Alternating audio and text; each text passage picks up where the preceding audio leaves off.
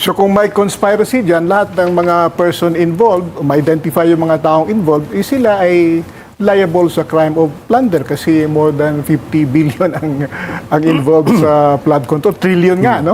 Trillion nga ang involved. Kaya maaaring kinakailangan talaga i-identify. So that is a question of fact na i-identify ng fact-finding body o ng mga prosecutors. No?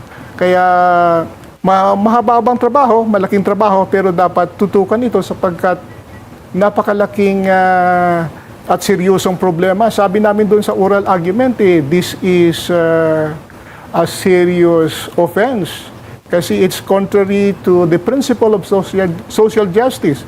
60 million was taken away from those who have less in life, no? Na nangangailangan ng pundong ito, sila pa ang kinunan mo ng pera tapos binigay mo doon sa